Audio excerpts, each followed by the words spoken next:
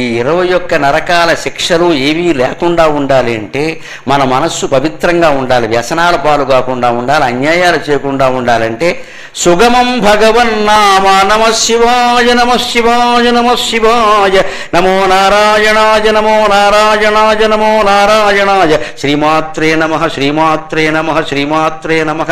ఏదో ఒక నామాన్ని స్మరించలేరా? దానికి ఏమన్నా డబ్బు ఖర్చు అవుతుందా? ఓపిక ఏమన్నా తగ్గిపోతుందా? జిహ్వాచ వశవర్తిని, పలికేది నాలుకతో కదా, నాలుకని అధీనంలోనే ఉంది కదా, ఎవరూ ఏమీ లాగేయలేదు కదా, మరి ఎందుకు బద్దకిస్తున్నావు మిత్రమా అని హెచ్చరిస్తోంది గరుడ పురాణం. ఇన్ని భయంకర పాపాల నుంచి తప్పించుకోవచ్చండి కేవల భగవన్నామ స్మరణతో. శిక్షల నుంచి తప్పించుకుందాం అనుకోవద్దు, పాపం నుంచి తప్పించుకునే ప్రయత్నం చేయండి. ఇంకా చేయకుండా ఉండ. ఇంకోటి కూడా చెబుతున్నా, ఏమండి ఇప్పటి వరకు తాగేవండి, మరి దానికి ఆ శేషాలన్నీ పోసేయడం ఖాయమేనా, దానికి కూడా చెబుతా.